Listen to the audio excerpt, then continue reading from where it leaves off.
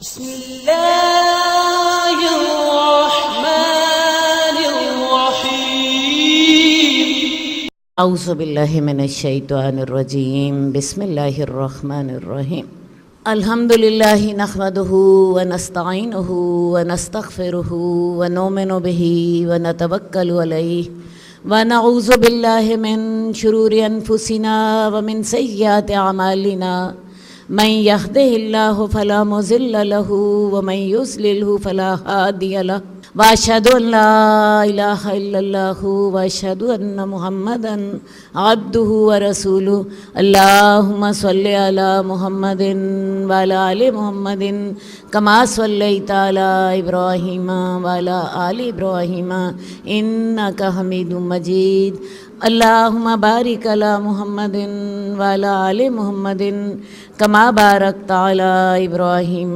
وعلى آل إبراهيم إنك حميد مجيد اللهم رب اشرح لي صدري ويسر لي أمري واحلل عقدة من لساني يفقهوا قولي۔ آج ہم نماز کے موضوع پر ایک ورک شاپ کا آغاز کر رہے ہیں۔ اس کی وجہ کیا ہے؟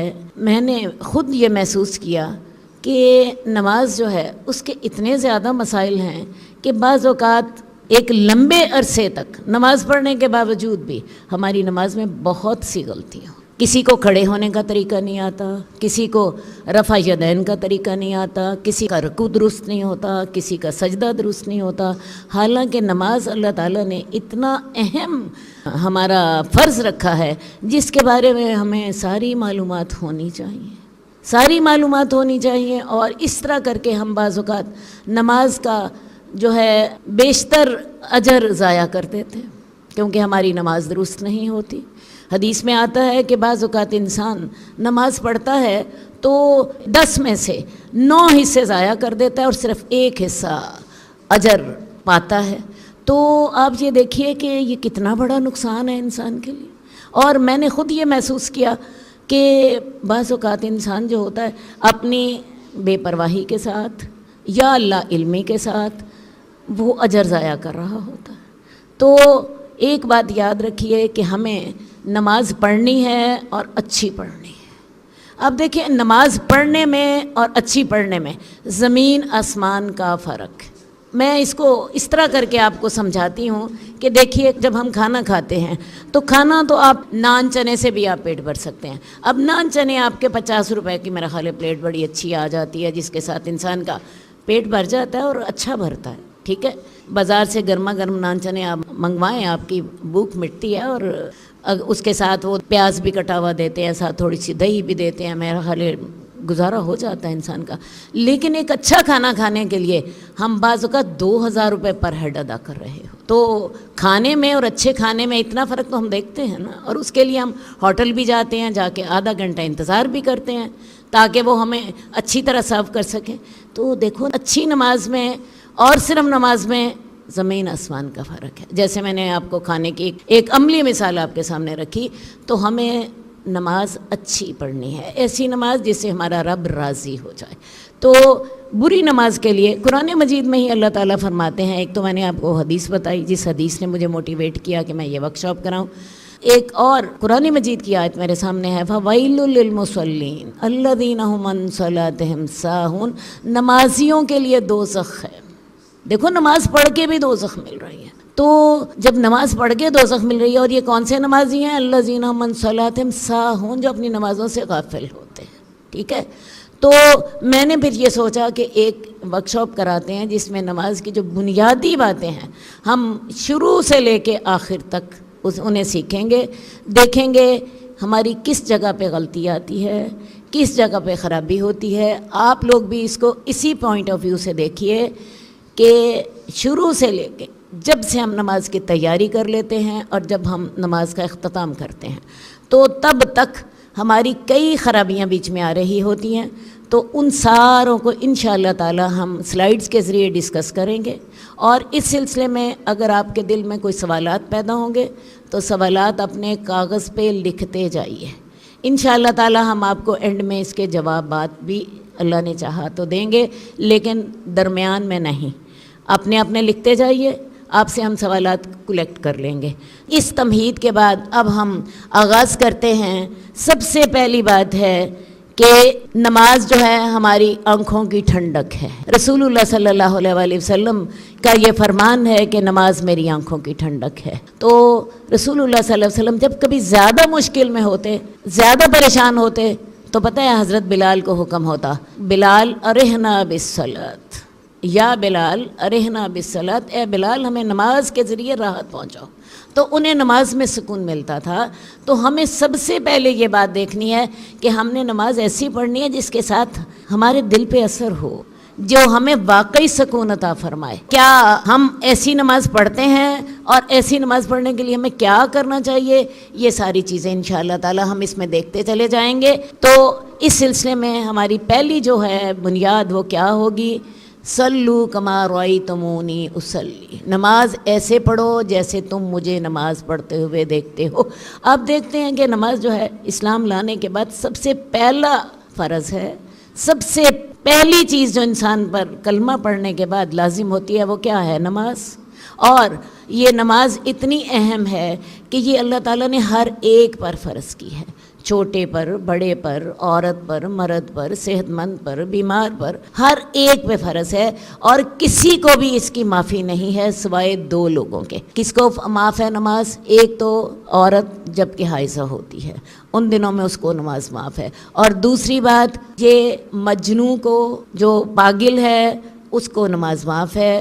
جو شخص وقتی طور پر پاگل ہو جائے، مثال کے طور پہ بعض اوقات آپ کو پتہ ہے انسان جو ہوتا ہے اس کا دماغ واقعی خراب ہوتا ہے کسی بیماری کی وجہ سے، تو وقتی طور پر اگر ایک دن تک کے لیے اگر انسان کومے میں چلا جاتا ہے، بے ہوش ہو جاتا ہے، بے ہوش آدمی بھی جو ہوتا ہے وہ بھی اپنے سینسز میں نہیں ہوتا، تو اس کے لیے تو نماز کی قضا ہے۔ لیکن اگر ایک یا دو دنوں سے یہ کوما یا یہ بے ہوشی یا یہ بیماری طویل ہوتی چلی جائے جس میں انسان کو ہوش نہ ہو، جس میں اس کا دماغ کام نہ کر رہا ہو، جنون میں بھی دماغ کام نہیں نہ کر رہا ہوتا، تو اس کے بعد اس کی نماز پھر اس سے معاف ہو جاتی ہے۔ نماز جب تک انسان کے ہوش و حواس سلامت ہیں، نماز اس پہ فرض ہے، یہاں تک کہ بیمار جو ہے اس پر بھی نماز فرض ہے۔ اللہ ویسے آسانی فرما دیتے ہیں، کھڑے نہیں ہو سکتے تو بیٹھ کے پڑھ لو، بیٹھ کے نہیں پڑھ سکتے تو لیٹ کے پڑھ لو، لیٹ کے نہیں پڑھ سکتے تو اشارے سے پڑھ لو، لیکن پڑھنی لازمی ہے۔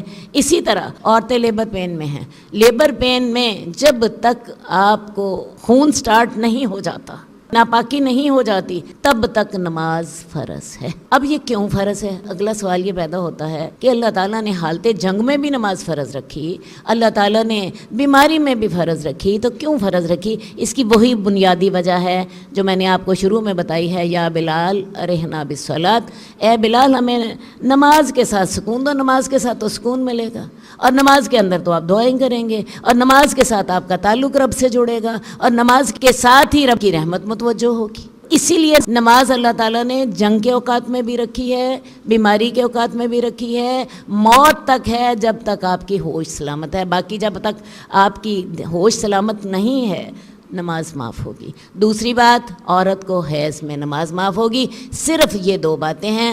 تو اسی بات کو ہی اگر ہم سامنے رکھیں تو آپ دیکھیں کہ آج ہمارے معاشرے میں کتنے % لوگ ہیں جو نماز کی پابندی کرتے۔ نماز کسی کو معاف نہیں، اس کے بغیر انسان مسلمان نہیں ہوتا، اس کے بغیر انسان جو ہے اس کو مسلمان نہیں کہا جائے گا۔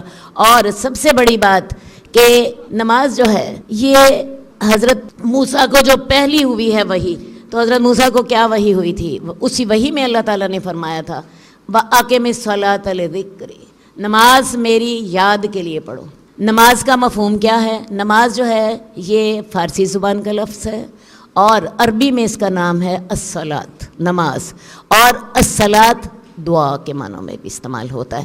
تو اب یہ سمجھیے کہ نماز کا یہ مفہوم ہے۔ شرعی طور پر اس سے مراد 5 نمازیں ہیں جو کہ اپنے اوقات کے ساتھ، طہارت کے ساتھ، مخصوص طریقے کے ساتھ، جو کہ سنت طریقہ رسول اللہ صلی اللہ علیہ وسلم کا ہوگا، اس کے مطابق ہمیں ادا کرنی ہے۔ اب نماز جو ہے یہ اللہ کے دربار میں حاضری ہے۔ ہم میں سے اکثر لوگوں کو یہ اندازہ نہیں ہوتا. نماز اللہ کے حضور حاضری ہے. اللہ آپ کو خود اپنے دربار میں بلاتے ہیں اور دربار میں بلا کے اللہ تعالیٰ کے ساتھ آپ سرگوشیاں کر رہے ہوتے ہیں. نماز مناجات ہے اللہ کے ساتھ. آپ اللہ سے بات کرتے ہیں, اللہ آپ سے بات کرتے ہیں, اللہ آپ کی بات کا جواب دیتے ہیں. یہ میں آگے آپ کو بتاتی چلی جاؤں گی کہ اللہ آپ کو کیسے جواب دیتے ہیں. اس وقت میں نے صرف آپ کو ایک حدیث بتانی ہے کہ جب انسان نماز پڑھتا ہے اللہ اس کے ساتھ اپنے چہرے کے ساتھ متوجہ ہوتے ہیں. میں نے جب یہ حدیث پڑھی تھی, میں آپ کو سچی بات بتاؤں, میں سارا جسم میرا کانپا. میں نے کہا انسان کتنا غافل ہے کہ اللہ اپنے چہرے کے ساتھ اس کے ساتھ متوجہ ہیں. اب مجھے نہیں پتا اس کا مطلب کیا ہے, کیونکہ اللہ کے معاملات جو ہیں وہ انسانوں جیسے نہیں ہیں, لیکن اللہ نے جو ہمارے مینٹل لیول کے مطابق ہمیں بات سمجھائی ہے کہ اللہ اپنے چہرے کے ساتھ نمازی کی طرف متوجہ ہوتے ہیں. یہ حدیث میں نے جب پڑھائی تو سچی بات ہے میرا سارا جسم کانپنے لگ گیا. میں نے کہا اللہ تعالیٰ تو ہمارے ساتھ اتنا زیادہ نماز میں متوجہ ہوتا ہے اور ہم تیری طرف متوجہ نہ ہو. اللہ کے رسول صلی اللہ علیہ وسلم سے پوچھا گیا کہ یا رسول اللہ احسان کیا ہوتا ہے؟ تو آپ نے فرمایا تھا ان تعبد اللہ کانک تراہ, تو اللہ کی عبادت ایسے کرے جیسے تو اللہ کو دیکھ رہا ہے. نماز اتنے یقین کے ساتھ پڑھیں, اتنے اطمینان کے ساتھ پڑھیں, وہ اللہ میرے سامنے ہے اور میں انہوں کو دیکھ رہی ہوں. اور اگر یہ صورت نہیں ہے تو پھر کم از کم اتنا ضرور ہونا چاہیے اللہ مجھے دیکھ رہا ہے, اللہ مجھے دیکھ رہا ہے. تو یہ آپ کی اللہ کے دربار میں حاضری ہے. آپ اس دنیا میں ہوتے ہیں, لیکن میں صحیح بات بتاؤں آپ اس دنیا میں نہیں ہوتے. آپ اللہ کے حضور میں حاضر ہوتے ہیں. کیسے؟ آپ نہ بات کا جواب دے سکتے ہیں, نہ سلام کا کہ وعلیکم السلام کہہ سکتے ہیں, نہ آپ کھا سکتے ہیں, نہ آپ پی سکتے ہیں, نہ آپ فون اٹینڈ کر سکتے ہیں, نہ آپ دروازہ کھول سکتے ہیں. آپ اللہ کے دربار میں حاضر ہیں. آپ اللہ سے باتیں کر رہے ہیں, اللہ آپ کو جواب دے رہے ہیں. حدیث میں آتا ہے یہ اللہ کے ساتھ مناجات ہے, سرگوشی ہے اللہ کے ساتھ. اللہ آپ چہرے کے ساتھ متوجہ ہیں. تو لہٰذا اس کو دربار میں حاضری کو آپ نے اسی طرح ادا کرنا ہے کہ گویا کہ آپ اللہ کو دیکھ رہے ہیں. یہ کیفیت کیسے پیدا ہوگی, کیسے کی جا سکتی ہے, یہ بھی آپ کو بتائیں گے. آگے دیکھیں کہ بے نمازی جو ہے, بے نماز آدمی جو ہے, اس کا انجام قیامت کو کس کے ساتھ ہوگا؟ حامان کے ساتھ, فرعون کے ساتھ, قارون کے ساتھ. اب فرعون کون ہے جو کہتا تھا انا ربکم الاعلی, اور قارون کون ہے جو کہ حضرت موسیٰ کا چچا زاد بھائی تھا, اور بجائے اس کے کہ حضرت موسیٰ کا ساتھ دیتا اپنے مفادات کے لیے اس نے فرعون کا ساتھ دیا, اور اللہ تعالیٰ نے اس کو دنیا میں اس کے خزانوں سمیت دنسا دیا اور قیامت تک کے لیے اس کو عبرت بنا دیا. یہ ہے قارون. اور حامان کون ہے؟ حامان جو ہے اس کا ذکر بھی قرآن مجید میں آتا ہے. یہ فرعون کے کالے کرتوتوں میں فرعون کا ساتھی تھا. اسی کو فرعون نے کہا تھا کہ یا حامان ابن لی سرحن, اے حامان میرے لیے ایک محل بنا دے تاکہ میں آسمان پر چڑھ کے موسیٰ کے خدا کو دیکھوں. تو یہ حامان جو تھا یہ فرعون کے ایسے کالے کرتوتوں میں اس کے ساتھ ہوتا تھا.